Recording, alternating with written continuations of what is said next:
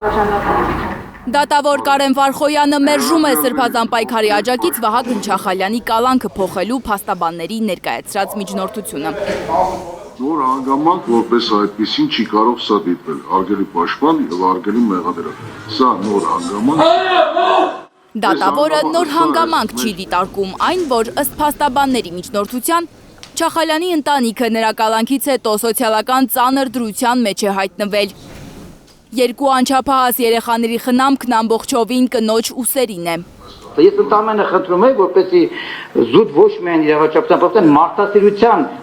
մարդասիրական մոտեցում ցուցաբերվի, որովհետև իրապես հայ ընտանիք այս մարդը պատերազմի մասնակից մարդ է, 44 օրյա։ Այս դալություն շատ քիչ մարդիկ կան, որ մասնակցել են։ Եթե այս մարդուն հիմա հաշվի չառնենք այդ պատերազմին մասնակցելը, իր էությունը, հայրենասիրությունը, ապա ի՞նչը պիտի հարցնի։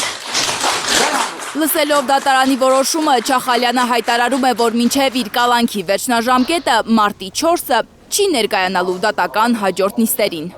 Հաջորդ նիստից ես իմ մասնակցությունը արդեն անիմաստ եմ դառնում։ Հրաժարվել եմ լավ։ Հետո թույլ տվեք ինձ չծանրաբեռնեք։ Ես ասենք տանել բերելը, պատիժա կերեմ։ Տանել բերելուց դժգոհ է նաև դատավոր Վարխոյանը։ Նրան այսօրվա դատական նիստի սկզբին զայրացրել է այն, որ ոստիկանները 45 րոպե ուշացումով են գործով մեղադրյալ Կարո Օկումուշյանին դատարան բերել։ Քրության մեջ նշված է Շենգավիթի Երևան քաղաքի առաջնահերթության ընդհանուր երեսան քրեական դատարանի Շենգավիթ նստավայր ներկայացնելու համար։ Վերևը ի՞նչն եք նայել։ Իշխանությունները չեն հարգում դատարանը, ոստիկաների գործողությանն արձագանքում է Բագրատ Սրբազանը։ Օտար պետություն պետության մեջ։ Արքեպիսկոպոսին բարկացրել է նաև այն, որ իր խոսքով անմեղության կանխավարկածը ոտքի տակ տվող հիմնավորումներով Փաշինյանը երեքշաբթի հանրայինի եթերում ըստ էության հայտարարել է, թե հոգևորականները գնդակահարություններ են պլանավորած եղել Հայաստանում եւ ծայրահեղական իսլամի հետ է համեմատել հայ առաքելական եկեղեցին։ Ռադիկալ իսլամիզմ անվարումը մեկը ինձ կոնկրետ այո այդպեսը ով ինքը իր վարկով ծայրահեղ տոտալիտար աղանդավորական դրսևորում ունի ամբողջության մեջ մյուս բաները չասեմ մեղադրումը մի անձ գործական լինելու մեջ ում խմբակում անունով ազգանունով գործական կա, որը չի հերքվել։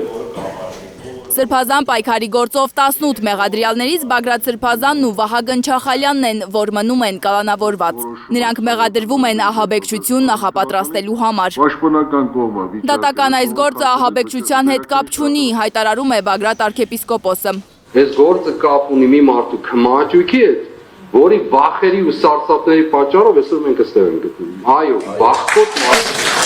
Դատական հաջորդ նիստը նշանակվել է փետրվարի 19-ին ժամը 15-ին։ Լանա Համբարձումյան, Նորայր Շարբաթյան, Գագիկ Տեր-Ղազարյան, Հայլուր։